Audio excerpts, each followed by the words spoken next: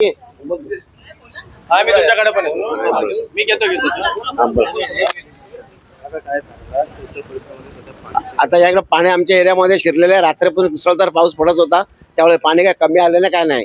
तर रात्री फायर ब्रिगेडच्या दोन्ही गाड्या आल्या तर पाणी काढायचा प्रयत्न करत आहे, तरी पाणी अजूनपर्यंत कमी होत नाही, काय नाही. पाणी वाढतच चाललेलं आहे. त्यामुळे नाला चोकअप झालेला आहे. ह्याला कारणीभूत म्हणजे हे पूर्ण काचरा साफसफाई बरोबर झाली नाही, काय नाही. होते तरी पाणी बाजूला नाला ते चोकअप झालं, हे झाले पूर्ण कलवट म्हणायला पाहिजे रोडच्या मध्ये आलेलं आहे. तिकडे कोणी लक्ष दिलं नाही, काय नाही. त्याच्यामुळे पाणी पुढे पास होत नाही. याच्यामुळे सर झालं. ह्याच्यामुळे नागरिकांचं फार नुकसान झालेलं आहे. नागरिकांचं भरपूर जास्त हे झालं की कपडे लत्ते आहे फक्त राहता कपड्यावरतीच हे लोक आहेत तिकडं. त्याच्यामुळे या लोकांना कसली सोय अजून पण झाली नाही, काय नाही. प्रशासक येतात, बघून जातात, ते फोटो काढतात, ते तुमचे नावं ते म्हणतात, पण अद्याप अजूनपर्यंत दुपारचे 2 वाजायला आले तरी अजूनपर्यंत कसली यांची हे आली नाही, अजून मदत आली नाही, काय नाही. व्याजीने आणून त्याच्या मुलाचं ॲडमिशन केलं आहे, पुस्तकं आणले, दप्तर आणले, सर्व आणले. नंतर घरी लग्नाचं कार्य आहे ते सर्व झालं, सर्व वाहून गेले, सर्व ते नुकसान झालं. आता भरपाईचं कोण नाव घेत नाही, फक्त ते येतात, चहा नाश्ता देतात आणि थोडं संध्याकाळी बोलतात जेवण पाठवतो आम्ही, तेच झालं. बाकी आम्हाला कालपासून कोण आलं नाही. येतात जातात, चक्कर मारतात, काय काम नाही करत. इथे 50-60 घर आहे.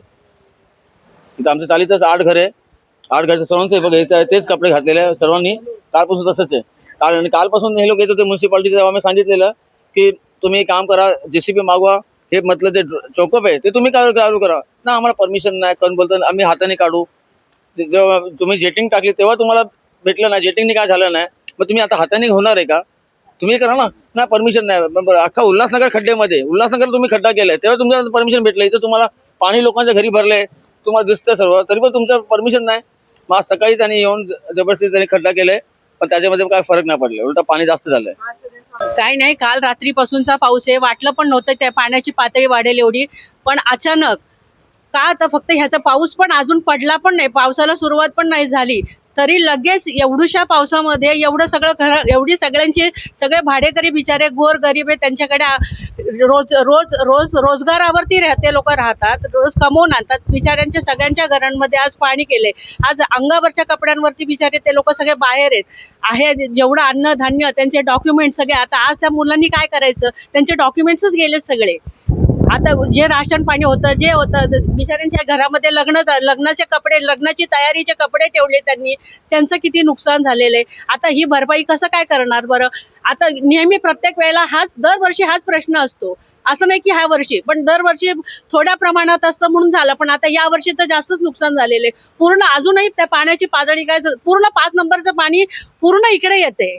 मग ह्याची अशी कशी सोय करत नाही बरं? सगळीकडून बाकीच्यांच्या तिकडून सोय, आणि फक्त एवढ्या 3-4च चाळी आहेत त्याच्यामध्ये पूर्ण पाणी पूर्ण भरलेलं आहे. काय आणि शासन काय सोय करते? फक्त चहा, सकाळी फक्त 1 कप चहा आणि 2 बिस्किटचे पाकिटं दिले तर काम होतं का? त्यामुळे त्यांनी सांगितलं की त्यांची चांगली सोय करा, त्यांना नुकसान भरपाई दिलीच पाहिजे. आणि कसं माहिती का, मुख्य म्हणजे शाळेचे डॉक्युमेंट्स गेलेत. आता त्याच्यावरती काय करायचं ते तुम्हीच सुचवून द्या त्यांना, बस एवढं म्हणायचं. आणि जेवढी पण नुकसान भरपाई झाली आहे त्यांची सगळ्यांची भरपाई करून द्या त्यांना. बिचारे ते रोजगारासाठी बिचारे रडतात, काय करतात. मग आम्ही त्याला काय तोंड, आता कोणी काय देईल? एखाद्या घरातून चहा येईल, एखाद्या घरातून नाश्ता येईल, पण एवढं 60-70 लोकांचं, 100 लोकांचं जेवण वगैरे त्यांची सोय. आता अजून पाऊस अजूनही वाढतोच आहे, त्याच्यामुळे आता आपण काय करायचं हा मोठा प्रश्न आहे.